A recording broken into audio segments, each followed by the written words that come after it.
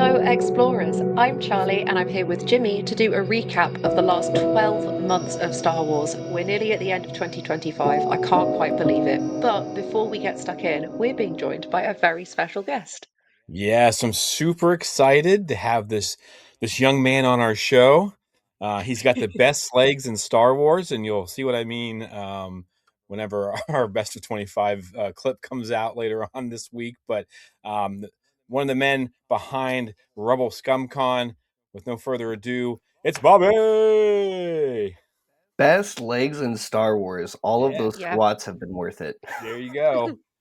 Did you ever think when you started Rebel ScumCon, Bobby, that you would win an award called Best Legs in Star Wars? Is that on your to-do list? Is that your bucket list? I mean, can we check that off now? Definitely not. In fact, seeing me in shorts, let alone short shorts at Rebel ScumCon, is an incredibly rare sight because my own wife has probably only seen me in shorts less than 10 times. It's definitely less than 10 times because I pretty much exclusively wear pants You all live the in time. Texas. It's like a I thousand know. degrees down there. Yeah. Wow. Yeah, I prefer pants. I'm a pants guy. All right, all right, all right. How Well, Yeah. does it as a feel? fan, I think you should get those things out more often. Well, that was actually a really fun cosplay, and I know almost nobody expected it. Brandon Waynerdy of Talking Bay put me onto that one because we were bringing out Lauren Peterson out from ILM for year 2 of Rebel ScumCon, and so Brandon said, "Dude, you got to cosplay Lauren because of my curly hair," Yeah. and I was like, "Yeah, all right, sure, I, yeah, I'll do it." And so it was incomplete at Rebel ScumCon. What I ended up wearing was for my red shirt. It's supposed to be a red Puma shirt. For those of you who don't know, if you go watch Industrial Light and Magic, or no, just Light and Magic on Disney Plus, uh, it's an incredible documentary about ILM and not only how they were founded, but how they literally built Star Wars by hand and then went on to build basically every other movie that you probably know and love.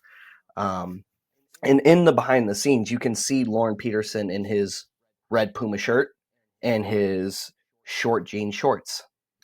So that was the look we went for, and I wore a red Bunta Eve shirt yeah. because we had designed a Nexu shirt. So it was red, just like the Puma logo, but it said Nexu and it has a little Nexu jumping That's off of it. awesome. And we were gonna get it printed. We had talked to one of our t-shirt guys, and and supposedly they were gonna print it. And then turns out they weren't doing it, so we were like, oh, okay. And then one of the other guys was like, oh, well, I talked to the other t-shirt guys, they're printing it. And we're like, oh, okay, cool, no problem. And then come Rebel ScumCon, nobody had printed it. Oh And I was no. like, well, this is a red shirt. There So, you go. yeah. Awesome. All right, man. Well, hey, again, I want to thank Mhm. you for joining us. I'm super excited to talk Star Wars with you. Like I said, usually when I see you, you're running around all over the place doing crazy things down there in Texas. But for everyone who doesn't know, talk to us a little bit real quick, just to give the listeners and the viewers, what's like your favorite like Star Wars movie or show? Like, what's your go-to? Oh, my favorite Star Wars movie is Revenge of the Sith. Revenge of the Sith. Revenge of the Sith. I love Revenge of the Sith. It's for me, it's the center point of Star Wars. Everything happening in Star Wars is either leading up to Order 66 or is a direct result of what happened from Order 66. And watching what is essentially our greatest hero become one of our greatest villains is such a powerful moment in the saga. Plus, there's a lot of really awesome flashy and action in Revenge of the Sith, and all of the ships and clones and creature designs are just in my opinion, some of the coolest in all of Star Wars. Nice, nice, nice, nice. I can get behind that. I can get behind that. All right. So then, does your favorite character come out of that movie? Um, in a way, kind of. Ironically, my favorite character, like singular character in Star Wars, is um, R0GR from the Freemakers, the Oh, B1 okay. battle droid. Yeah. He's technically, I think, in Revenge of the Sith, they retconned him back in where he basically is a veteran going all the way back to the Battle of Naboo, where they just kept recycling him because even on the Battle of Naboo, you can see PKE droids picking up the pieces, even though the core ship has been shut down or whatever. And then later on, they're rebuilt and sent back out again.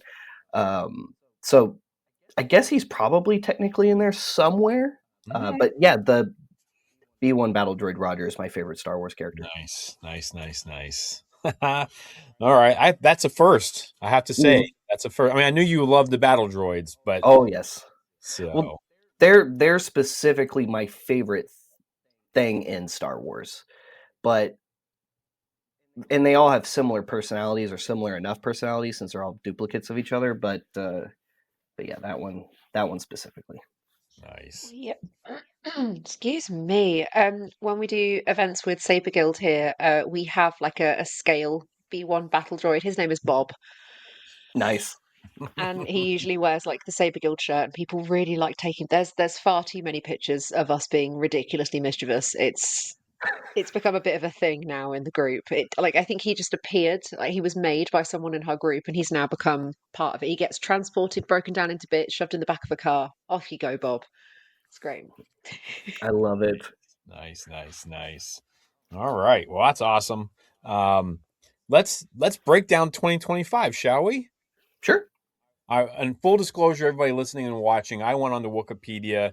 They have an extensive list of, I mean, of everything that comes Hmm. out from Lucasfilm and Disney with Star Wars, and I kind of like whittled it down to things that like some of the Mm. bigger stuff, or otherwise we'd be here until the end of 2026 That's discussing fine. 2025. But so if I missed anything, folks, let us know in the comments down below or whatever, and I'll apologize to you.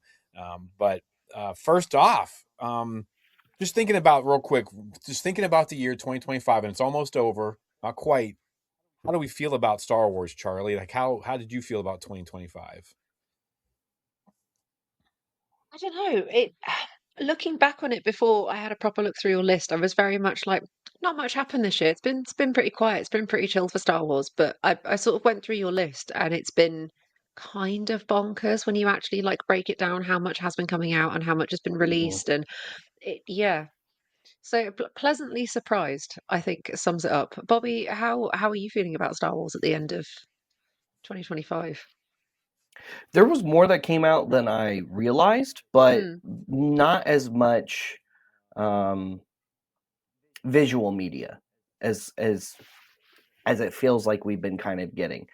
We only got, I think, 2 seasons of a series, like 2 full seasons of a series this year. mm. Um, I think we just got Visions Volume 3 and Tales of the Underworld. I can't really think of another series um, that Uh, came out because I mean, obviously we had to skip a year for Mando Grogu because we're getting a film rather than another Mm. season. Um, Ahsoka season 2 is supposedly coming out next year, hopefully. I don't really think there's much else follow up other than the next series, which is Maul Shadow Lord. yeah. We So got Andor yeah, season 2 this year. how did I forget about Andor season 2? Oh my gosh, Same. It doesn't But feel like it was that's this year. it doesn't. that's the thing. I was making this list, and I went back and I double checked some things. I'm Hmm. like Skeleton Crew, because we'll start out. We're going to go month to month. January Skele- starts out with oh, the last two the episodes of tail end Oh of Skeleton yeah. Crew. Skeleton Crew. So Yeah, I was like, I didn't know if to count that for 2025 or 2024. I mean, technically it is in We're 25. counting it because I love it and I love them. Yeah. So, yeah. I mean, they are kind of special to us, given the fact that we've had um, Ravi. I always want to call them by their character names, Kiriana and Yeah. Ravi, on the show. So, they do kind of hold a special place for us. But um, yeah, so that we started out with Skeleton Crew. So I feel like it started out, got an end. How did you guys feel about Skeleton Crew? Obviously, we can't sit there and we're not going to break these way down or anything like that. But Skeleton Crew, did it, for some of my age, who grew up with Goonies and stuff like that. This is exactly what I wanted in Star Wars. So I loved it. I loved it. I had a blast with Skeleton Crew, man. Anytime there's a new flavor to Star Wars, especially Mm. a flavor that has been missing in the saga, because we've had some touches of Spielberg here and there, mostly Easter eggs though, Yeah. in the galaxy far, far away. But uh, g- going back to what you said about the Goonies, I heard that a lot when people were talking about Skeleton Crew. Uh, it's very, very Spielbergian, and I really, really like that we finally got that flavor in Star Wars on screen. And it was cool to see a culture that had just suburban life. That's something we've never truly seen in Star Wars before. And it was really cool the way they made it like this secret, secluded, spirited away planet that Palpatine, was keeping hidden with his machinations for other plans he had for the future, which so interesting and cool. Honestly, Bobby, every time you talk about Star Wars, it makes my heart so happy. You speak about it so eloquently and so beautifully, and it's so nice to hear like the passion that you have for it reflected in the way that you speak for it. Honestly, I love it. Well, thank you. I love Skeleton Crew. This was no secret. As soon as it came out, I was leading the hype train of this is going to be fantastic, and I will not hit anybody be horrible to these kids. And thankfully, nobody was. For once, the Star Wars community was nice and just sort of left it at, "Hey, this wasn't for me," instead of just harassing people. I thought it was fantastic. It was so Mhm. fun, and like you said, such a completely different flavor of Star Wars. Aspects of family life that I feel like I've always wanted to see, but never quite been able to get into or have that window into. And the kids were really, really relatable and funny. And Jude Law was fantastic, unexpectedly fantastic. I didn't even think he'd fit for Star Wars, but turns out he was brilliant and had obviously had the time of his life doing it. So yeah, 10 out of 10 for Skeleton Crew. And I think starting the year with such a good finale for that and being like, yes, I want more. Amazing. I also love that he stayed a villain. Yeah. I love that it didn't end up being the predictable he's gonna have a heart of gold at the end. He was once a missing kid too, so he's gonna help him get back, and then he's gonna pat himself on the back at the end, going, you know what? You did good. You maybe let's be a smuggler or something instead of a pirate. But at the end, he doubles down and becomes the pirate. Oh my gosh, yeah, Yeah.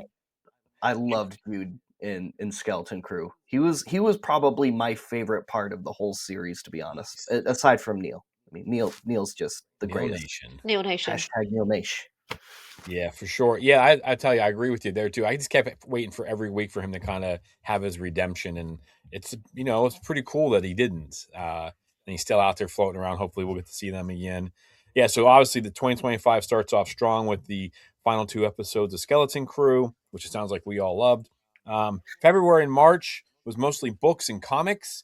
We got the first part of a trilogy, The Reign of the Empire, The Mask of Fear. Um, and then we also got the complete location book updated. Now I haven't gotten that one Mm. yet. I love to see Yeah. those things, those breakdowns.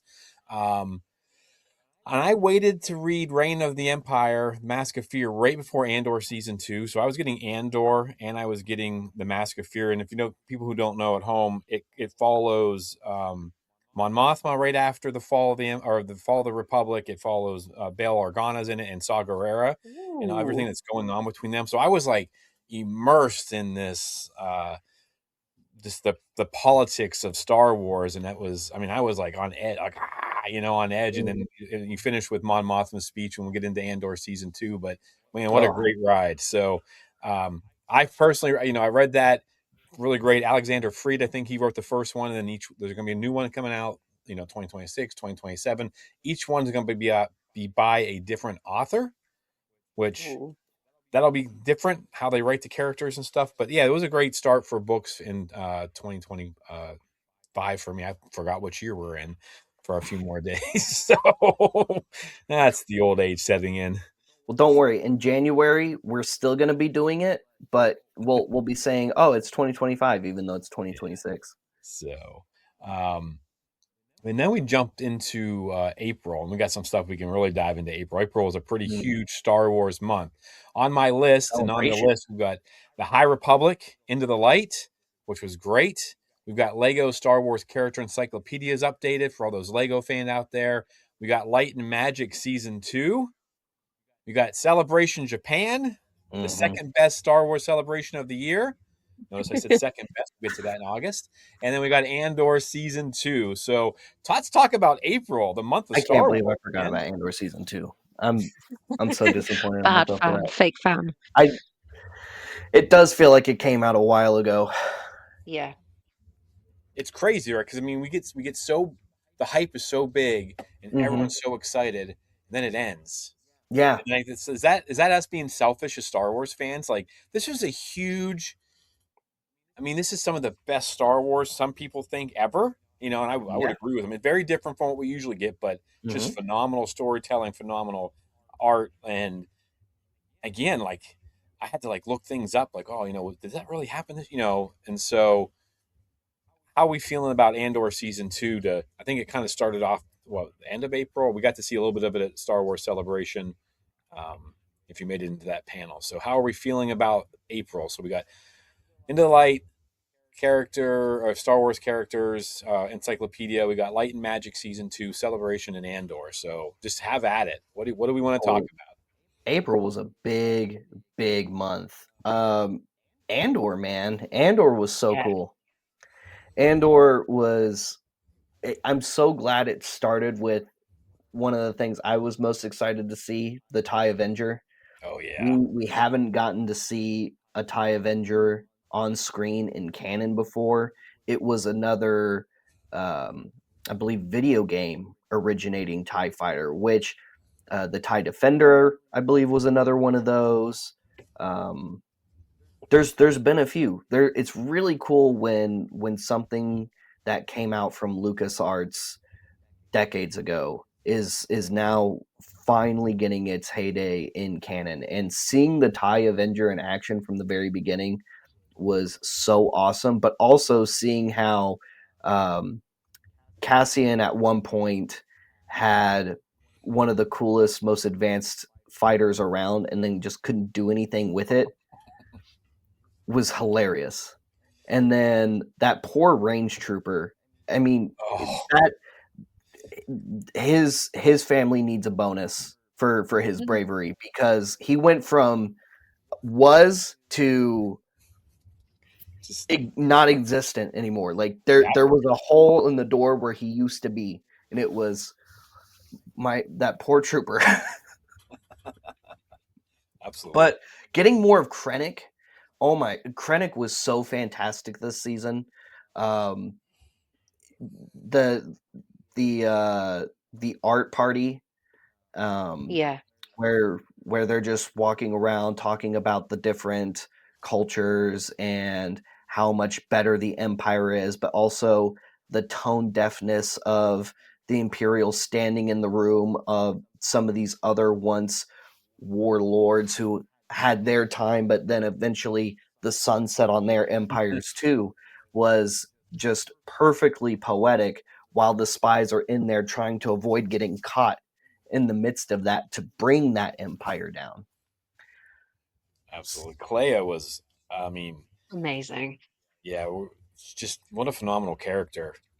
It's like her Yeah. first real gig was this series too. Like she's going to be busy, I think, with that performance, especially Hmm. in season 2. Man, I mean, because we get to see that, and it's almost like the whole thing's kind of running through her almost. I mean, I know Luthen gets all the great speeches and things like that. But it's like she's running the show, man. Like it's kind of all for her, really, which is Yeah. awesome. It was an awesome twist there when we got that flashback. And what, as powerful and painful as it was, the closure she got was beautiful. It not a lot of characters in Star Wars get that kind of Mhm. closure, especially characters that are those behind the scenes um, characters, that the characters that we previously didn't know about, who have been keeping the rebellion going, doing that one little task, or delivering that package, eliminating that target, that little inch forward that eventually led to a greater victory for everybody, is just, I feel, so powerful. And yeah, it was such a great story. Yeah, I love the fact that it shed light, so much light on all those sub characters. What do you think, Charlie? How did it resonate with you? Gorman massacre. I mean, all this stuff that we've been Yeah. thinking about and hearing about, and then it just all kind of gets played out on screen. This might be a bit of a long-winded point, but bear with me. I think Always. the sequel trilogy films, as wonderful as they are, and as much as I will jump to their defense, I think something they struggled from was a lack of kind of a cohesive aesthetic and set up visually, in terms of theme and storytelling.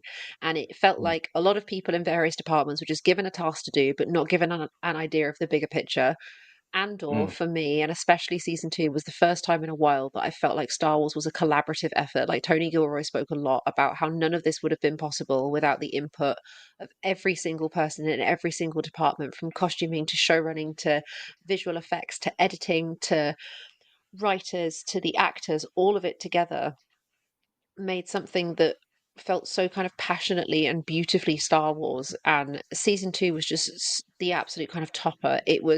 It ended in none of the ways I wanted it to, and I know that's exactly what Tony Gilroy like planned and intended for. The idea was for us to not come away feeling happy and satisfied. It was, here's some satisfaction, but here's some heart-wrenching pain and suffering at the same time. And here is a direct result of what happens when fascism like takes over. This is what happens. And Tony Gilroy is a huge history nerd, and whilst he swears blind that he's never looked at Star Wars, watched Star Wars, doesn't have any interest in Star Wars, he didn't for this project. It's nice to see the harmony between him and George, because both were so informed by the politics and the history of their current time and everything that came before, and just an absolute cinematic masterpiece of television. And not enough people have watched it, and not enough people know about it or appreciate it. It's crazy. mm. Absolutely. Thank you. Yeah. Sorry. No, don't be. Nice. Yeah, I don't know how to even top that. So we'll Yeah, just move on. that Let's was great.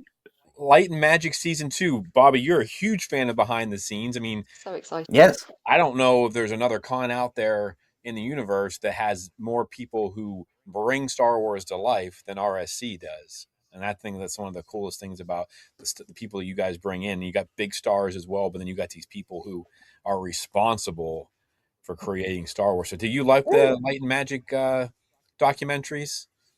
Yeah, I do. Tucky turned me on to them. Actually, it was around this time. It was around March, sometime March, April, when he had turned me on to Light and Magic, and I love it.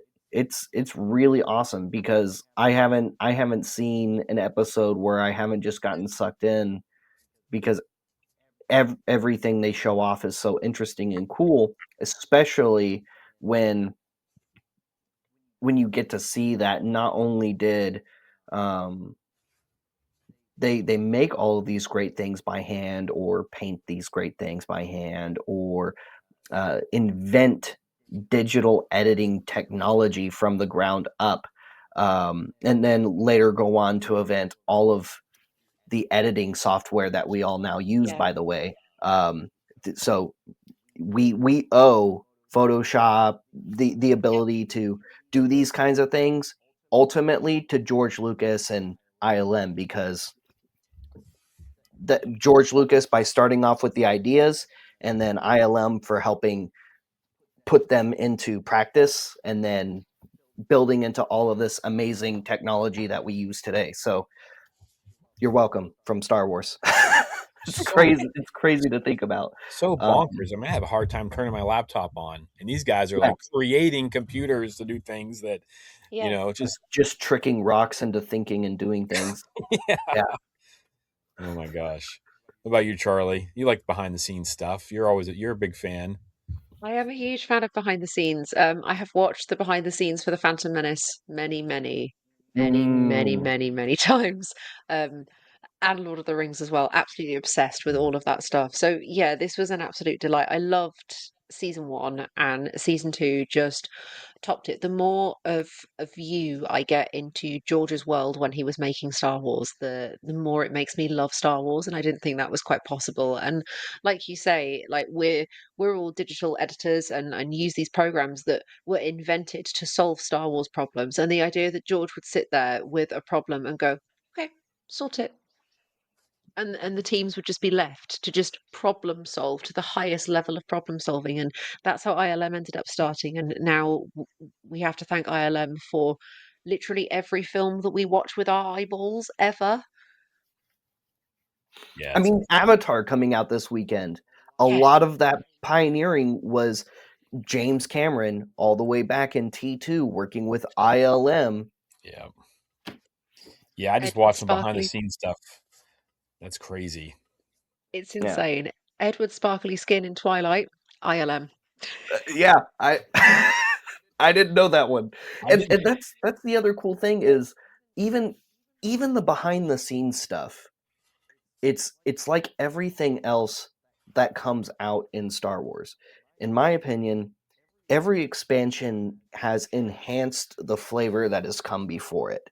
Hmm. And every time something new comes out in Star Wars, whether it's a new season of Andor or it's a new season of Rebels or Clone Wars or Ahsoka, I should not have said Rebels and Clone Wars; those were bad examples. Or same with Andor because those are all over. But Ahsoka, Mando, or whatever else we get next, I see the previous films that might have a brief connection or the previous seasons in a completely different way. And sometimes now, thanks to Light and Magic, I'm looking for like specific things based off of how they showed us how they achieved some of those effects, how they achieved some of those motions to go, okay, where's the holes in the bag from when the escape pod fires out, like because those aren't actually stars, it turns out. um Yeah. and yeah, it's just it's so much cooler. Oh yeah, for sure. Like it it boggles my mind, and it continues to how they continue to grow and adapt as well. Like that's another thing too. They didn't die on the vine when it became. I think that's a lot of what season two was about was how them adapting to how things Mm. were becoming. They didn't blockbuster themselves. You know what I mean? They didn't. So, um, but then of course we also had Celebration. Mm, Bobby, I did not see you at Celebration. Were you I there? didn't know. I know I wasn't Kentucky able to was make there. it. Yeah, Yeah. Tucky was there. Yeah, because I ran into And him at Boonta Eve with Spencer and those guys, the virtual cantina. I love ran those into him guys. there. So, but yeah, Celebration, I thought was pretty awesome. They showed a trailer at the very, they do that opening, the opening show, and they showed this trailer of Star Wars, and I wish they would release it because I mean, I'm almost 50, and I was like Did moved. you This guy I weep? met beside me from Canada, I moved to tears from it. Like it was just everything that was great about Star Wars was in that trailer. It had, had Leia and all these different things. But overall, for me personally, it was a pretty good experience.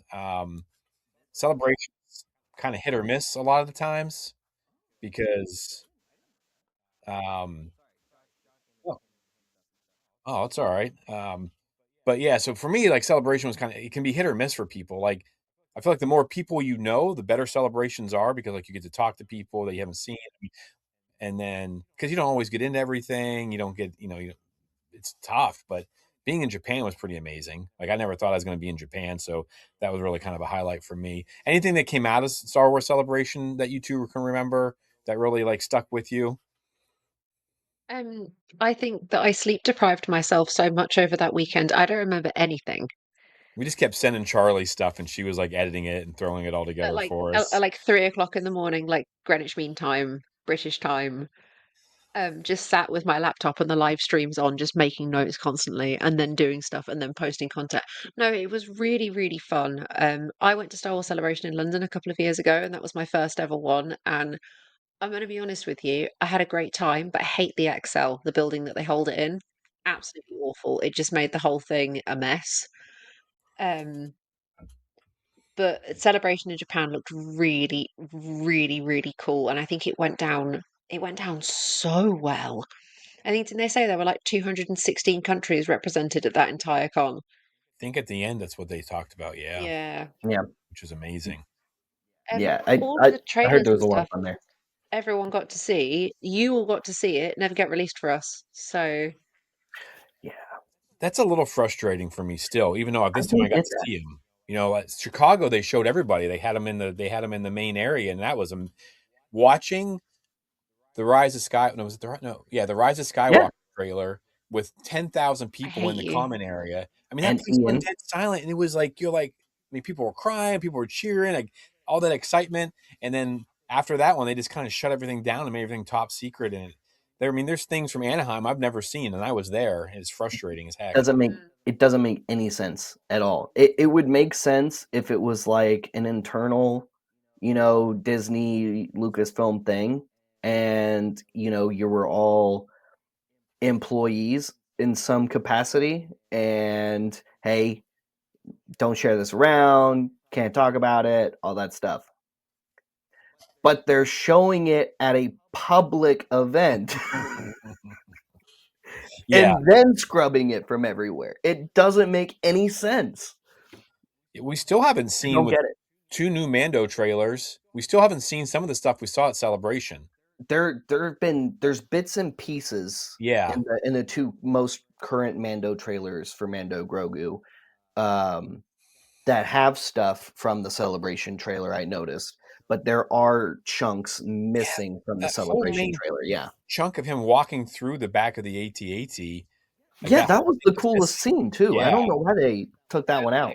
the hype That's trailer for Ahsoka season 2 was really cool. You Yes, it know, was. Yeah, the um, Mall Shadow Lord trailer was also yeah, very, very cool. I don't think it's still been officially published everywhere else on the internet. Um, I'm glad I got to see it before it got taken down. Um, but yeah, I mean, why? If you're going to announce it and play a trailer for a bunch of people, I mean, is maybe there's just somebody standing in the back of the room, and if enough people say, "Oh, boo," they're like, "Ah, don't post it." I I don't know. I didn't hear any boos, man. Maybe. That place was I didn't rocking. either, but it's. I mean, I just don't get it. Yeah.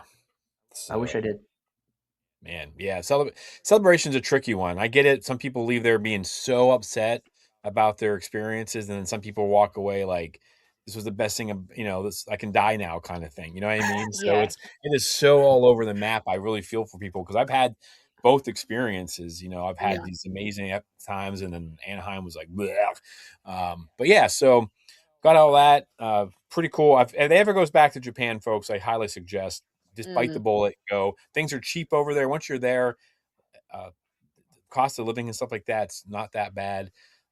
We actually always rent. We always do Airbnb so we can kind of like live in the culture or live in the area. Um, that backfired a little in Anaheim when we thought we're fireworks. We're not fireworks. But anyways, moving on. So um, in May, that was April. We had so much stuff coming out in April. And in May, they hit us pretty hard. Tales of the Underworld. How do we feel about that? Because for me, I love Asajj Ventress. I kind of when Nika Futerman was at Planet Comic Con, I was like, either a year before or a year and a half before. She kept she's telling me a bunch of stuff. She's like, "Oh yeah, this is just scratching the surface." When we saw her in the Bad Batch, and I was like, "Are you really supposed to be telling me this?" Like I was like, "Man, Mouse House is," and then she just disappeared uh, from anything. We had planned on having her on the show, and she's like, "Oh yeah, I Season love to," and five then and four. yeah, that stuff all came Oh. out and Yeah. she disappeared. But how'd you guys feel about because we got two stories. We got Cad Bane's story and we got Asajj's story. I'm always here for either one of those characters. How do we feel about those characters, or the just, I guess, the show in general? I was happy to just get more of those characters at all. I like these little tales, little tales shorts that we've been, well, the episodes themselves aren't shorts, but essentially short stories Yeah. that we've been getting for these little characters, these little spotlights, if you will. Um, I liked the Asajj or I was looking forward to the Asajj mostly because I wanted to see how she's back again in canon. What was the witch magic that saved her from Dark Disciple when Mhm. she falls from Dooku? Because spoiler alert, if you haven't read Dark Disciple, I think it's like 10 years old now, at least. Yeah. She gets slimed by Dooku. Um, alongside Quinlan Voss. Well, Quinlan doesn't die, but Quinlan's at that fight. Yeah. But we didn't see her come back in that book. Quinlan lays her to rest, which we actually got to see visualized in Tales, which was really cool to see. Um, but then watching her resurrection and the uh, the price she has to pay when Mother Talzin speaks to her and says, "You can come back, but you're never going to have the thing you want most," which in this case is she's chasing Quinlan, which she spends the rest of the series doing, and unfortunately just not quite getting there. It was also really cool to see a reference back to Quinlan Voss being part of what The did they path. call it? The Path, which was first Easter egged in the Kenobi series when Quinlan's name was etched in the wall during the Path checkpoint when Kenobi first connected with the Path. So that was really awesome to see that come back around again and see Quinlan is actually actively involved in the Path from a very early stage. And Yeah. then Cad Bane's story was cool too. Um, I mean, Cad Bane is just awesome. Seeing him go from um, just a little street kid punk to the baddest bounty hunter in the entire galaxy was pretty cool. Finding out he's a deadbeat father, not as cool. Mhm. He lost some cool points from me for that. Yeah. Um, Especially when he took out his childhood best friend the way he did. But I mean, that was his last, like, doing that and walking away from his kid, unfortunately, was, I think, the last thing he needed to really be the baddest guy around because Yeah. at that point he's completely untethered. So I mean, it makes sense. Um, I also really liked the Indiana Jones parallel Mm. with that, where you lost, kid, but you don't have to like it. And then he's given the hat at the end. I really liked that too. I not trying to yuck anybody's yum or anything like that or bring anyone Sure. down. I wasn't that big a fan. I really like the series. I loved Tales of the Empire and I love Tales of the Jedi. I think it's really Mm, lovely to see new Disney Star Wars animation. I think there's something really visually beautiful about it. But mhm. I never particularly connected with Asajj Ventress. I never read The Dark Disciple. I know I probably should. I've You heard it's should. a fantastic So book, good. and the same with Cad Bane. Like the only bounty hunter I really like is Boba Fett. Mhm. My tastes in Star Wars are in a slightly different place. That's absolutely fine. Everybody's different. It's not that I Yeah. didn't enjoy them. I just was a bit like, okay, next. I Yeah. don't really know how else to put it. Well, you make No, that's fine. yeah, Charlie, you make strong connections with certain characters though, and these Yeah, ones just don't speak to you the way that other ones have, and that's totally fine. But I right. love how much, like, how passionate you guys are about it and how much you've really enjoyed it. Like, it must be so nice to see, to be given more of those characters that you wouldn't necessarily expect to kind of follow their stories along. And I know Asajj Ventress is really popular with a lot of people, not just because she's gorgeous. Um, She's got like the most Shakespearean. Her and Maul have this like that. this Shakespearean esqueness to their story, and the more you read Mhm. about Asajj, I mean, if you do Jedi, was it Dooku Jedi Lost, and then you do you do Dark Disciple and you do this. It's just like there's so much for her. Mhm. And I will say that coming away from that, I'm really like hungry for a series with her and like whatever that whole thing is that she's doing with that boy as far as like kind of like um mentoring him or whatever. I need to see that. Like Yeah. that just left me wanting more for sure. Felt like the Cad Bane was kind of like, okay, now we know why he's such a a blankety blank, and he's not, this guy's never getting redeemed even though we like him a bunch. Yes. So yeah. Also in May, real quick, we got Acolyte Wayseeker by Justina Ireland. This book brought in, it showed us Indira, or Space Trinity, if you will, Star Wars Trinity, and Vernestra Rowe before the events of the Acolyte television show. This book was a really fun read. It goes really quickly. I think it's barely over 300 pages, and it was action packed, some cool little Easter eggs in it. It was kind of weird that it came out before Trials of the Jedi, because I don't know if it really spoiled anything, but I was waiting for some things to happen in Trials of the Jedi because Mm. of that. But it's a fun read if you like those characters from the Acolyte. This kind of gives you some insight on them, and it takes Vernestra from where she was in the High Republic to this point, right before everything that happens in the Acolyte. It explains a little bit, not a ton. It doesn't give as many answers as I would like, but that was really good. We also got Star Wars Outlaw Pirates of Fortune. I haven't played that DLC yet. Have you guys? I mean, I played Outlaws. I I enjoyed haven't. it, but I No. haven't played the DLC And I yet. feel awful about it because I genuinely loved Outlaws, Yeah, it was so and much fun. Outlaws got just a ton of unnecessary Mm. hate and Sure. um when it was coming out, and a bunch of Star Wars fans just tried to, well, I don't know if fans is the right word. A bunch of people who claim to love Star Wars, there we go, uh, did everything they could to torpedo that game. And Mhm. unfortunately, I think it worked for a lot of people. But I know for those of us who really played it, what a fun experience. What cool and interesting characters. Again, just like the background, no name characters that just you don't think to look twice at. But then there's Kay Vess just crawling through vents, making waves in the crime syndicates, pitting the Pikes and the Hutts against each other, or pitting Crimson Dawn and the Hutts against each other, showing us other cool and interesting crime syndicates that were previously just background aliens in The Force Awakens. And I'm talking about the Ashiga clan with that one. Yeah, that was Um, they were so cool and interesting looking. I love the carapace like masks they have.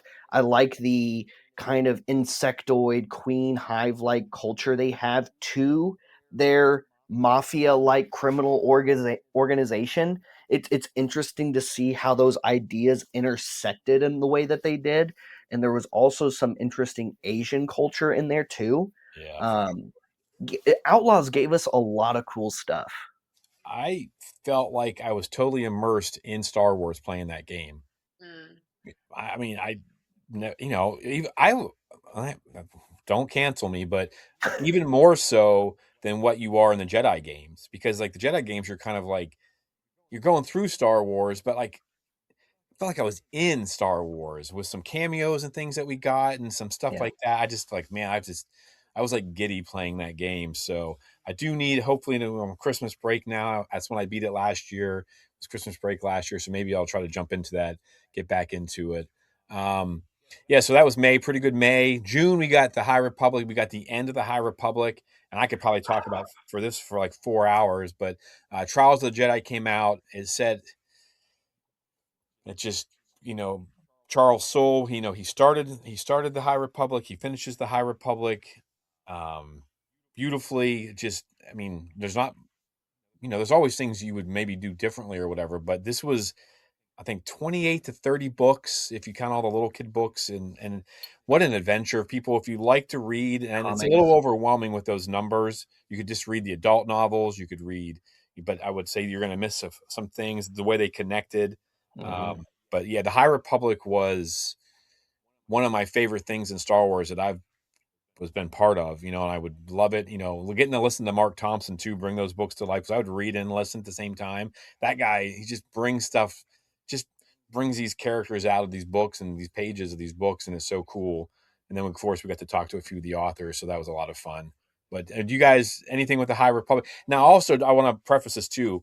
I don't want people to think the Acolyte is the High Republic. Like those two things, they Okay. should be seen as separate, because it's like the end of the High Republic is the Acolyte, and then the High Republic books, you know, it's just like I feel like it's a different time period personally. Like we got these connections with Yoda and Vernestra and some of these characters that live hundreds of years or whatever, but just tons of Jedi, lots of bad guys. I mean, some of the worst bad guys, I think. I mean, it's hard to top Palpatine and Darth Vader, but you got Markion Rowe, who just he might be one of the most ruthless out there.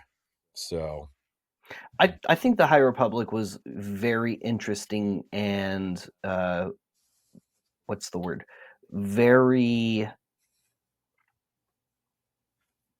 tactfully done in the way they weaved and created new villains for the Jedi, because the High Republic is really the best that the Jedi had ever had. That's peak for them. And there were no Siths, so they had to get really creative to make villains to be able to take on the Jedi. And not only did the Nile and some of the other bad guys take on the Jedi in very creative and unorthodox ways, but the way they were also able to create such mysterious villains through the Nile, the way they're able to just um, jump in and out of hyperspace the way that they do, the way that they use the storms, and um, even their origins, I thought were really kind of interesting. Going from uh, a what was it, like a kind of like a nomadic race to like a race on a planet that all they're trying to do is survive, and then they just became one of the hardiest races in the galaxy, far far away for some reason. But it was really cool, sicking the force feeding creatures on Jedi to hunt oh them yes, down. I aimless. mean, brutal. I want to see that live action. I mean, I don't want to see that live action, but I want to see that live action. Because there's a scene. We need a rated R Star Wars project. Just We something. need a Star Wars horror film. Those would be the Me and my perfect friends have been saying it creatures. for years. It's a part of the genre, or it's a genre within the saga that has been sorely missing. Yeah, those things are terrifying. Some of the writers really took them on. George Mann, for instance, he has a scene in Tears of the Nameless that still haunts me, just the way it played out. But yeah, so the High Republic folks, get out there, give it a read if you get a chance. It's I promise you, if you love a lot of Jedi, just get through the Light of the Jedi. It's really difficult because there's so many new characters that are introduced. Like it really is tough. I know why people quit.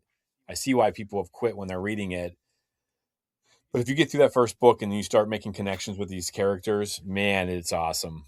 So, and then it really pays off at the end, I think, with Trials of the Jedi. So, um, in July, we got another Acolyte book, The Crystal Crown by Tessa Gratton. This was going to give us some time with Jekki and Yord. So they got the Yord Horde out there. This was a pretty good book. Your This was Horde? kind of That's a new one for me. this was kind of um, what do I want to say, Star Wars meets the Hunger Games in a way. This Hmm. book, the story, Tessa creates this beautiful planet. Kind of the kids kind of get thrown into um, an adventure. So that's what they kind of stuck, because the Jackie comes off of Acolyte saying this was her first mission. So I kind of wondered how they were going to play that up, and this was just a training thing. So I mean, it worked out. Like if you squint, it worked out perfectly. So, but I thought it was pretty fun. Like she writes those characters really well. You get to see a little bit more insight, and there's a little bit more heartbreaking whenever you watch episode 5 of the Acolyte, and my girl Jackie gets 3-hole punched. So. Oh, yeah, Uh, that was the hardest of that entire sequence. That was the hardest one to watch. I mean, as awful as that is to say, I mean, none of them should have been easy to watch, but Jackie was the hardest to see passing that for Yeah, sure. just still didn't see that coming. That was red Mm-mm. wedding all over the place. So No, um, yeah, we got Revenge of the Sith 20th anniversary. I know the release came out a little bit earlier than the book came out. That was pretty awesome. I don't know if you guys have yeah, seen a copy of that book. gorgeous, Beautiful, beautiful gorgeous. book. Yeah, I I've got to never see that at SDCC. It was so cool. Oh yeah, I've never read any of the movie books. I'm kind of Mhm. curious, to see what that's like. Because They're really good. yeah. So, and then in I haven't August, personally read a bunch of them, but it's cool that they're because like with every bit of Star Wars, every adaptation, it's a slightly different lens, you know. So yeah, it's the book is very much like that. There's some extra conversations and things that happen in the Revenge of the Sith book that give more nuance to some of the things that happen. nice. Yeah, Especially like with Dooku's death. There's a conversation in the book that gives more nuance to the beginning of Revenge of the Sith that is honestly kind of lost in the movie. no, I'm on that now. I definitely need to read it. Do it it really intensifies the relationship between Anakin and Obi-Wan, not that it's intense already like the Attack of the Clones novel and then the Revenge of the Sith novel is particularly it Yeah. just adds that extra bit of devastation onto Yeah. I loved you, Anakin, you were my brother. Oof, don't, because I could talk about it for hours. Nice. Maybe we need to do an episode about those. That sounds Hmm. great. Um, we move into August, and every August, or every time I go down to Texas to see these people running this small little con, I get to listen to a really good book. So, Bad Batch Sanctuary came out by Lamar Giles. Mm, What a great book! If you guys love the clone, if you love the Bad Batch, this happens before the end of season two. To say that I don't. yep. You haven't seen it, so all the characters are still there that we know and love, and it's really heartbreaking because there's mentions, and I've talked with Lamar a few times on social media. And I'm like, dude, how could you how could you put that in there? Like that's harsh. And he just had a little chuckle, but really nice guy. If you love the Bad Batch, this was like reading, a 3 series or 3 episode arc or something like that. You should really check it out. And I got to do that while listening to it again on my way to Rebel Scum Con 2. So Yes. bigger and better, new location, same location for Rebel Scum Con 3. Yeah. I Yes. know we'll Yeah. have you guys on the show again, in 2026 to talk about that stuff. But I just want to say personally, um, absolutely, folks, if you love Star Wars, you got to go to this con. Like it's I just like Star Wars. yes, yes. And we got one of the men who's responsible for it, on the show with us today. But I just, I go to some of these smaller cons, and get like the hometown feel to it.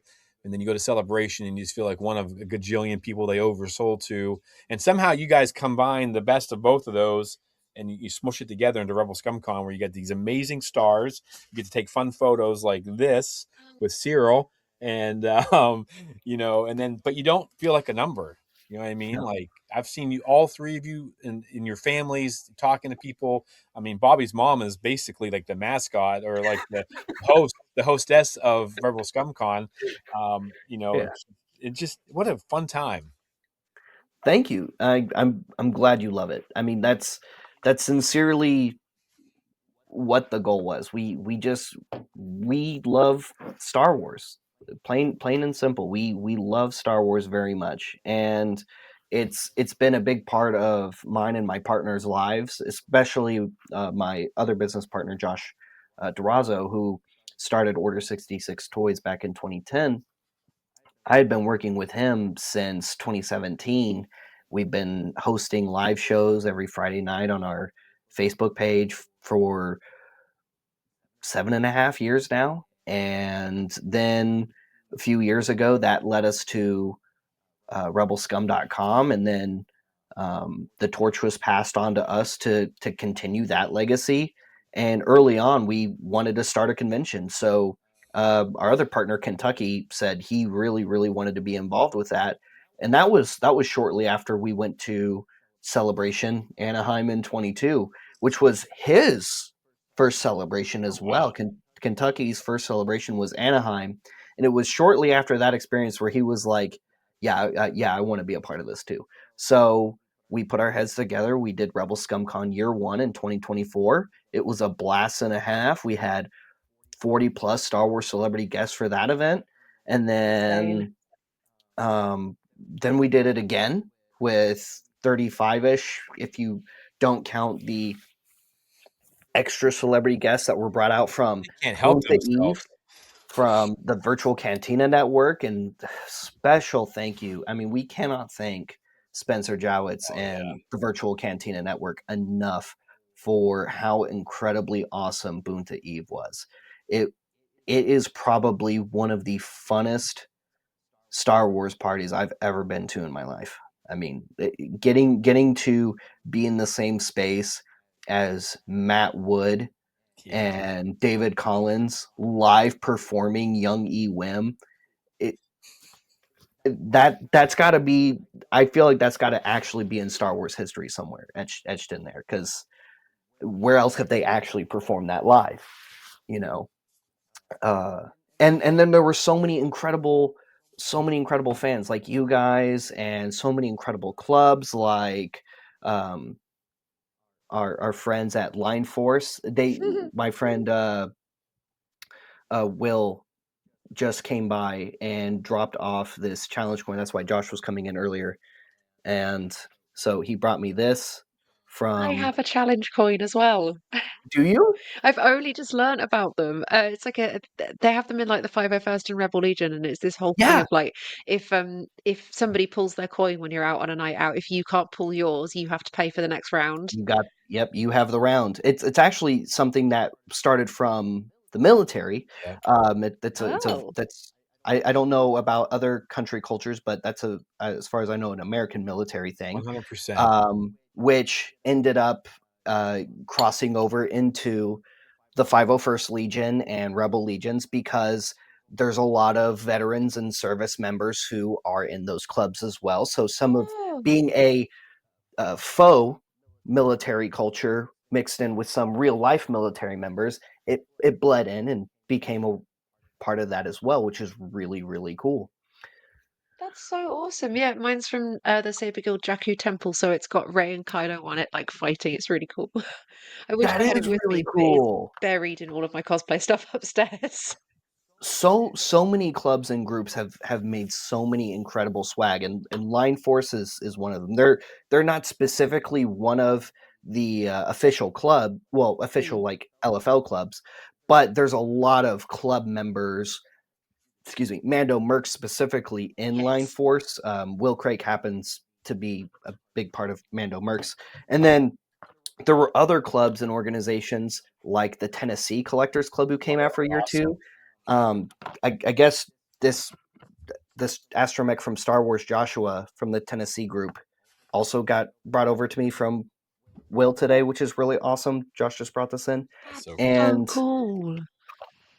Joshua was doing our pin hunt at RSC2. So if you have any of the awesome trooper pins from RSC2, that was Star Wars Joshua, and I can only think about what kind of cool swag and things he's going to have in store for us on year three, because Tennessee, the Tennessee club also just makes some absolutely incredible things for Star Wars fans. And there were tons of giveaways from these groups at year two. Just wonderful, generous fans who made coins or pins and patches and just brought literal thousands of pins and patches to RSC just to give them Wow. out. Yeah. That's been a fun part of it. I know I handed out like 500 stickers, just running around. All that Charlie designed, the one up here in the corner of our screen. Chuck designed those for us. We had a And they look special good, by the way. RSC, Thank you. cowboy western themed one that Chuck made. So that was pretty fun. But Super yeah, cute. folks, again, I can't, we're going to have these guys back on, next year as we're next year. It sounds so far away. I know. In a week, but, we'll come back on and get ready for Rebel Scum Con 3. Super excited. Something I'm looking forward to every year now. And if you love Star Wars, you got to get there. That's a great way to start right before you go back to school. Hmm. The sadness of having to go back to work for me. gets delayed a little bit for the weekend. I get to have some fun in Star Wars, but then we moved on from there, sadly, and we get into Lego Rebuild the Galaxy: Pieces of the Past. Well, I've that's not not that. seen something bring the fandom together like these Lego shows, I because love it. there's no canon involved. Good No breath. one has to get upset about anything, and it just What is he doing? I'm curious myself. What is Something that? I've made a few of the characters Oh, you in have? 6-inch scale from that series Oh my gosh. Yeah, because I also love Rebuild the Galaxy. Yeah, season 2 is fantastic. so fun. The cameos they brought, they bring in Jackson, they bring in Revan. I could just, the things they do with Palpatine and Vader. Like, I want a whole series of those two running around doing like Jedi stuff together. Like, it's just so fun. And it's the best part of it for me is the fact that people just enjoy it. Yeah. Nobody fights about anything. I mean, I just I think one thing that was negative was Han Solo not being like Greedo and Solo switching places. That hurt my heart a little bit. I'm not gonna lie That to was you. Like, that hilarious. hurts. I actually love that so much. So that It's so hurts me a funny. little bit on the Well, inside. and he's also not the loyal friend either. He's also the deceitful backstabber in this universe, which was really funny. Yeah. Yeah. Yeah, no, Rebuild the Galaxy is a breath of fresh air in the saga because it takes so many characters and concepts that are familiar and it just turned it on its head. Some things kind of almost stayed the same in it, which is interesting. Like Leia's pretty much still Yeah, Leia. she's I don't Yeah. think Leia's really any different. Um, finding in with season 2, finding out that Padme is just a deadbeat mother was weird. Yeah. She's a pirate queen, which was really cool. A funny and a funny little nod to her and was it Keira Knightley being so yeah, similar? Yeah. Um, because they were Kiro's one of her doubles in The Phantom Menace. A yeah. lot of people don't know. And then, Handmaidens. of course, she went on to star in Pirates of the Caribbean and become a pirate queen in that. So I thought that was a really funny nod to Kira. Um, but Luke and Leia not knowing their mother was really weird. Like, oh, we have a mom was kind of funny. Um, K2 being the droid general was awesome. Solitus was an interesting villain. Yeah. Very powerful. Yeah, I loved it. I just think they're Yeah. so much fun. Lego they're so creative, obviously, the writers they bring in, the characters and just the story. And it's the best thing about it is like I don't have kids, but like you can sit down with your kids and watch this and just have a good Yeah. time. You know what I mean? And the adults are laughing, the kids are going to be laughing. And again, no one gets mad about it. No. Everyone just Yeah. has a laugh.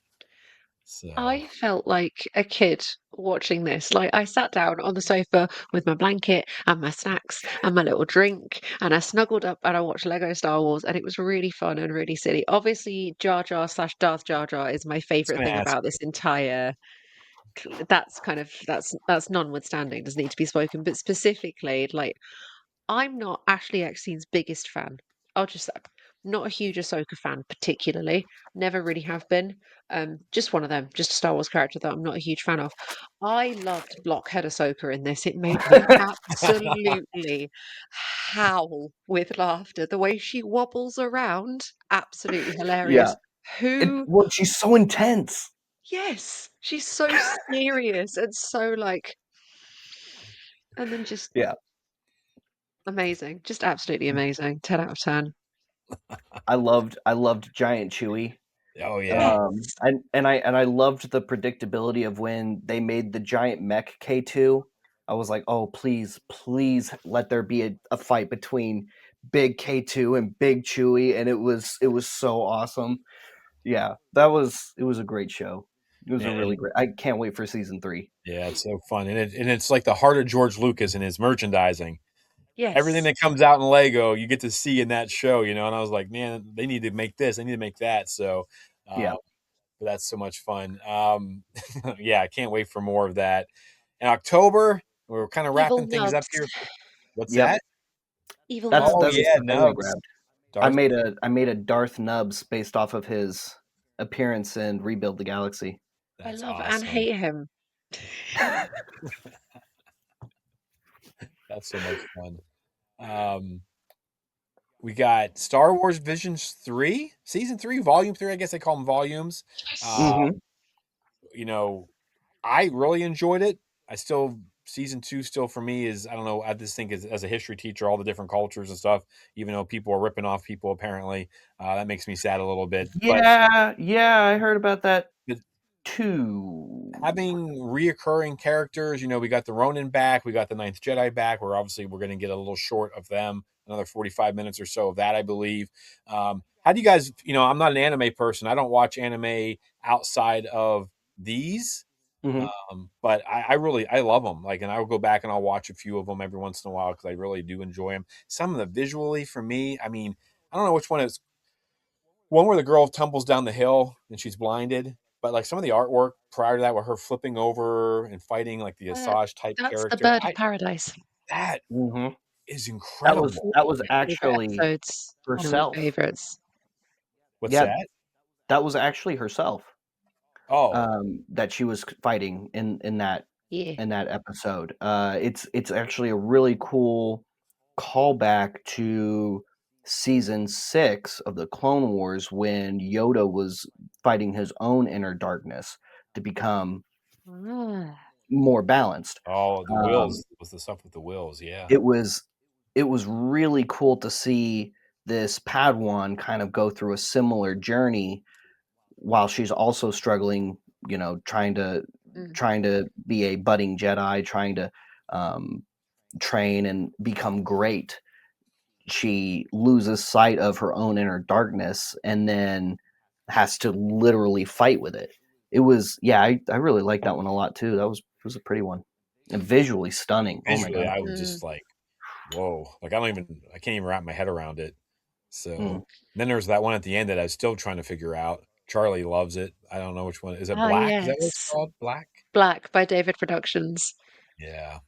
Sakura That was Fujiwara. the There we go. Stormtrooper one, right? Yeah, Yeah. that was the Stormtrooper one. That one That was was the interesting.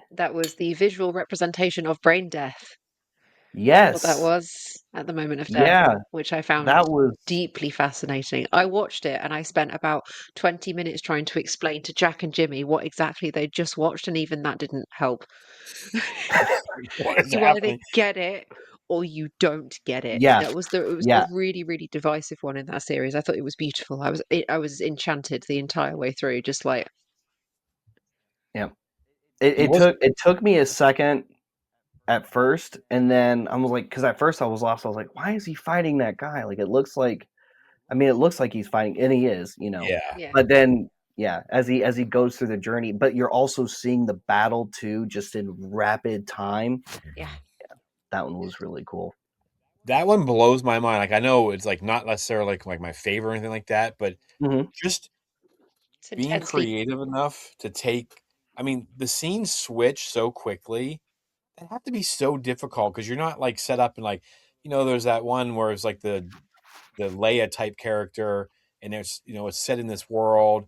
It's a little bit more open, but this one just changed. I mean, every 5 seconds, see was something new was happening, and it boggled my mind. I mean, it's amazing. Yeah, I don't necessarily doesn't like land for me personally, but I can definitely appreciate what those people can do with the anime and with their art. I mean, it blows my mind. And it's changed my whole. I have a lot of high school kids drawing anime, and I'm like, I never really got into it, but it's given me a way to like connect with some kids that I don't usually am not able to connect with. So I kind of like it for that too. But I thought all these stories were great, a lot of fun, Yeah. and I hope they do more. just I know we're yeah, getting I like thought a I think we're getting like an extra one the Ninth we are. Jedi is January. coming Ninth The out. Ninth Jedi is getting Jedi, its that's own it. series Thank next you. year. Yep. So like Yep. 45 minutes, I think is what they said. Like Yeah. it's going to be Yeah. something like that. So we're going to have like a little, I mean, we'll have almost an hour and a half with this character, which is cool. Yep. So I'm And excited for it's interesting. It's not the only spinoff we've had for Visions. We've also had some print media spinoffs that. for Mhm. Visions. We got another comic telling another story of the Ronin on his travels, which is really cool. Even though he's not explicitly named, that's the first return of Mace Windu. that we've had in Star Wars since Revenge of the Sith. Nobody talks about it. Nobody talks about how in a Visions comic, Mace Windu came back because the it's I just think it's so cool. That's awesome. I never really thought of it that way before. That's really awesome. I like that. Yeah. I mean, very cool. Yeah, so Visions, hopefully get all that stuff worked out, that nonsense with season 2 is the way we can get a season 4. Um, you know, I'm down. I'm here for it. Every couple of Me years, too. give us some new stuff. We also got the UCS Death Star Lego released in October. It was the first what Lego said, I think, for $1,000. I don't know how you guys felt about that price tag. Like as a kid, I now realize why I never got sets. I got Yeah. buckets of Legos. It makes way more sense to me now. I'm not gonna lie, I do have that sitting over here in the box, but disclaimer: I got a massive Lego gift card when I resigned from all my coaching and teaching positions here in my hometown of Derby, Kansas. So it wasn't like I just went out and I don't think I would ever buy it, but it is pretty fun, and I can't wait to start playing. So, but that was kind of a big thing for Star Wars, I think. I mean, do you guys Lego? I mean, do we love Lego? I mean, do we think that's a bit ridiculous? I don't know. Where do you guys land on that? Actually, Lego was my entry point into Star Wars toys and Ooh. collecting when I was a kid. That those were some of my um, first figures, if you will, that I actively tried to get more of. Versus like, I mean, I had some Star Wars 3 3/4 figures at the time too, and I liked those as well. I played with them a lot, but Lego was the one I wanted more of. I really liked the way the sets looked. I liked the minifigs. Um, I liked trying to build the other ships that I didn't have with the pieces I already had. I did that all the time. At one point, I don't remember what I made. It looked kind of like a gunship shape something, and I was like, "Hey, mom, can you email a picture of this to George Lucas for me?" I was like 8 or 9 at the time. I was like, email a picture of this to George Lucas for me. I was thinking like he's gonna see this. He's gonna hire me to help him make Star Wars ships in the future because he's gonna think this design is so cool. Awesome. Yeah, Lego was my jam back in the day. Very cool. What Mhm. about you, Chuck? How do you feel about Lego? I saw you shaking your head. I don't know. It's not for everyone. No, it's No, it's never got me. I don't know. I Yeah. liked Duplo as a kid, but that's sort of where it ended. I think I sort of diverged into Barbie quite quickly. So like Mhm. Barbie and Polly Pocket. And I think now Lego is this might be a bit of a controversial statement, is far too expensive for what it is. No, I agree with that. Yeah. I No, it totally is. It I doesn't will. Yep. feel accessible or enjoyable, and Yep. the sets that you can buy for quote unquote decent prices are like Yep. rubbish. I do have quite a lot of Lego minifigures for Star Wars characters, though. I have a couple of like Rise of Skywalker Rays. I've got Dark Ray, I've got Jakku Ray, I've got a Jar Jar somewhere. So I like that aspect of it. That's it. No People sets, will no Death Star for me. people will buy these sets just for those minifigs because it had like a Galen Yeah. Urso and like they'll buy it and Oh, they'll sell the build, I but they'll have just keep the it's crazy. I have the Revenge of the Sith blockheads as well. The set. No, Oh, Phantom those are Menace Nice. ones. My bad. Phantom Menace ones. They're really cool. yeah. Yeah, so we got that, and that was pretty controversial. I mean, everyone's all over the map with Lego. Hmm. That was kind of our October, November, and December have been kind of slow. We got Master of Evil, which was the story about Darth Vader told through another character's eyes. I'm almost finished with that.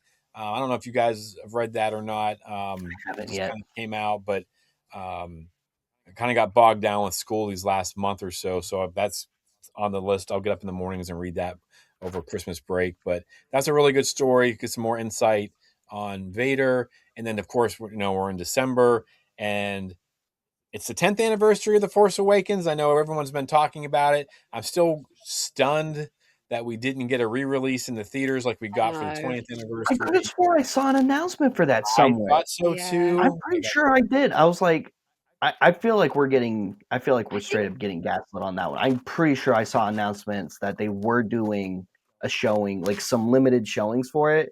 And then like I was checking around the week of and there was nothing. and we talked about it a little bit on the show last week. I mean, do We they not want to compete with Avatar? But I mean, Disney owns both. How is it competition? yeah. the money's still coming to them. So I guess it's. I would have seen both. I went and saw Avatar the Thursday it came out, and I would have gone and seen The Force Awakens either immediately afterwards or whatever. You know, Yeah, or the next anytime day. I'm Yeah. seeing. So It I was kind of was surprised. the 10th anniversary of The Force Awakens. It was the 8-year anniversary of The Last Jedi, and it was the 6-year anniversary of The Rise of Skywalker. And oh my goodness, take me back, please. I miss it. I mean, especially The Force Awakens, but something I have loved is my social media is absolutely flooded, like especially my Instagram and especially all of my cosplay friends is flooded with Star Wars posts and Star Wars cosplay, specifically sequel era cosplay, and it delights me unendingly. I love Rey. I love her so much. I can't quite believe it's been 10 years since The Force Awakens. I think Ray is incredibly, to this day, which is wild, underrated. Yeah, She's an awesome thank character. you. Thank You're you. welcome. Yeah. Absolutely. We also She's I saw not a Mary Sue. no, Tired of hearing that. no. If anyone in Star Wars is a Mary Sue, it's Luke It's Luke That's Skywalker. what I said last week. Skywalker. Yeah. Thank you. Thank you. So, yeah, and one of the last things that wasn't on our list, but the seventh was it the seventh movie in the Disney franchise has wrapped filming. Starfighter is done. They're going to start going for Yes. post production. So, and that kind of wraps up, unless something crazy happens in the next couple days. That's kind of, we also had comics come out. The Jedi Knights comic book run, if you really want to find a place to get into comics, that was a great storyline. There's a bunch of different comics and things out there as well. So, We We also had had some game announcements that just happened. oh yeah. game Yeah, announcements. We had Mando and Grogu trailer this year. We've had all sorts. Did we have a highlight to wrap up the show with? Does everybody have like a highlight of 2025? And ooh. you can pick two, Bobby, because you Okay. obviously Mhm. you have to pick something that happens in August, and then you can pick something else. Because if you don't That pick that was a pretty big highlight. that, I won't lie. That was a pretty big highlight for several reasons. I really can't pin Rebel Scum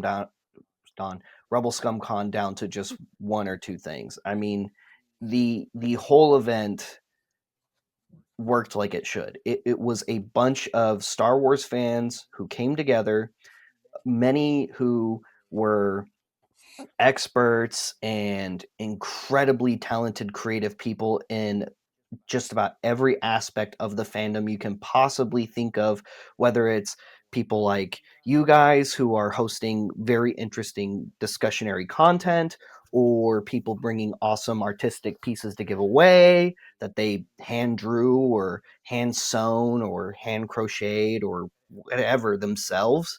Um, there were all kinds of incredibly awesome, fun events that were just surrounding us, from people who knew how to organize a live band karaoke type event. I wouldn't have known how to do that. And I didn't know how it was going to go. I'd heard it was a great time from every other bunta that came before it. And but I've never attended something like that before, and it was even better than I expected, and I was expecting some pretty awesome excitement. Uh, there were really great panels. There were panels that happened in ways I didn't think they would, and yeah, Rebel ScumCon was a blast. But the other highlights for me this year in Star Wars was there were a lot of great new waves in merch. We got a lot of cool new characters and toy lines and things that fans have been wanting for a very long time that happened, because one of my favorite sides of Star Wars is I'm a collector. I love collecting Star Wars toys and things, and it's kind of how I ended up on Rebel Scum, was by doing lots of different toy reviews and things like that for Star Wars figures and some other things. Um, and it's something that keeps me grounded and keeps me uh, in touch with the universe in a way. So that was another big highlight for me. And then just getting more shows, knowing that we're continuing to get more content in the universe, that we're being able to see more of these characters live. getting answers to some of the plot lines that we were missing, and also starting new ones. And I can't wait to see what Disney and Lucasfilm have in store for us next with the Mando Grogu movie. I mean, we're finally getting Rhoda the Hutt back in Oh, Star Wars with the stinky. Mando Grogu movie. That's Dinky. yeah, I mean, we haven't seen that character in Star Wars in almost 20 years. We haven't seen that character since he was a baby in He's the been Clone lifted. Wars. He made 2 appearances in Star Wars in the Clone Wars, and like that's it. And we're finally going to see him again, and he's jacked. Swole. Yeah, he is. So yeah, Nice. I'm just we got more Star Wars, and that's all I could have ever wanted. Very cool. Chuck, how about you? I'm gonna have to squeeze in two if that's okay. They're both It's your not on show, the Charlie. You list. do whatever you want. Heck yeah. Um, my first one has to go to the Galactic Racer game that was announced because not only is it pod racing, which is my favorite thing in Star Wars, not only does it give us more post-sequel Sebulba lore, which I'm even more excited about, but wait, it has been confirmed that one of the levels that you can race on is in Jakku. So we are finally running back, racing back, flying back to Jakku after all of this time, and I am so unbelievably excited. Nobody understands how excited I am. Knights of the Old Republic, silence. Pod racing is speaking. I can't. Ooh, ooh. I'm very excited. Yeah. And my second one, I know this is really sad, and I know this, even though there is still insane stuff going on for it, I need to cover it in the show next week. The Hunt for Ben Solo movie. Never, ever Oh, Oh, have I seen sequels fans, all Star Wars fans, in fact, come together and go, you know what, that would have been really good. I want that. Give me that, please. And now there's a truck driving around Times Square that has Save Ben Solo, Hunt for Ben Solo, plastered all over it. And there's another billboard over the Christmas period. And, well, yeah. I also just want more Adam Driver in Star Wars. yes, yes, Also, please. he's please. fantastic. I don't think I've ever seen something that he was in and thought, man, he sucked in that. Yeah, Even right. even Yeah, if I didn't very like true. the or didn't enjoy the project itself overall, I've never had anything to say about Adam Driver in a negative light in his performance. It's always it, and he's what range, you know? I mean, I don't want to start any fights, but he might be the best actor ever to come through. Like, I mean, you got Sir Guinness and some of these people, but I mean, Adam Driver for modern Star Wars is, I mean, I don't know, that was a pretty good get for them to get The him out. sequel era had a lot of great Yeah, talent. I mean, yeah, Daisy Ridley's fantastic. I like John in pretty much everything I've seen yeah, him in. Good. Um, Oscar Isaacs. Yeah, yes. incredible. Even though they didn't give him the opportunity to be as great as he could be. I mean, you see him in Dune and Moon Knight, and just like blown away by him. But anyway, so yeah, for me, again, the books, the end of the High Republic. I mean, Mm. I spent quite a few years, it feels like, of my time and hours and hours and hours with these characters. Um, that coming to an end in the way that it did, that was pretty amazing for me. I hope we get, we're calling phase more, more stories. I know we're getting a comic with the Pathfinders, which I think would be an amazing television show for people. And then, again, I'm not just saying this because you're on here, Bobby, but Rebel Scum Con, like, we have these small ones locally here, and I don't always go to them. I'm like, I can't be bothered. But when I go to this one, it's always Star Wars. I get to hang out with all of our friends down there. Getting to, help TR out a bunch this time was a lot of fun for me. Like, they did panels together, and then I got to walk around. People always wanting photos with them and their cosplay, so that was a lot of fun for me too. And then just getting to meet so many new people, take those photos. I've just it was awesome. Got to meet Wedge Antilles, which was Both, just both of blew them my were there. mind. He's such a Um, lovely gentleman. yes, Honestly, such an angel. Signed my Rebel pilot helmet. Loved my yeah. hero costume. So, and again, just so much Star Wars. I'm excited for 2026, but Yeah, 2025 was what a great year for Star Wars. You know, you had to sit there and you had to look at it like all this happened in 2025.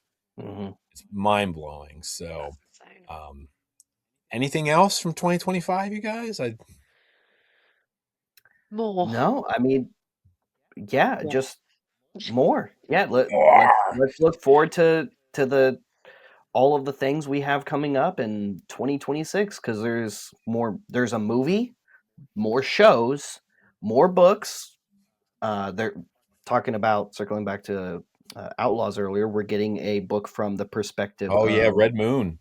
mm-hmm, of um, why am I blanking on one of my favorite droids' names? Indy. Oh man, that's gonna break my heart. Yeah, I'm not ND5. ND5. Yeah, Yep. It's supposed to be from ND5's perspective, so that'd we're be getting cool. more Outlaws in a book soon. And Maul Shadow Lord. Yeah, Maul Shadow Lord's coming. that'd be phenomenal. I can't So, wait. Yeah. Great things to come from great things happen in 2025, great things to come in 2026. awesome, awesome, awesome. Anything else, Charlie? You good? All right, folks. Well, let I'm us all know. Oh, I'm all done and chatted out. Sorry. no, no. That's all. We covered a lot of stuff today. What a great year. So, Bobby, I want to thank you for coming on here and just talking Star Wars, Thank you recapping for with having me. us. Well, I'm sure we're going to talk to you guys very soon. You know, getting ready to gear up for RSC3. Super excited for that. Folks, I hope everyone out there has a great holiday season.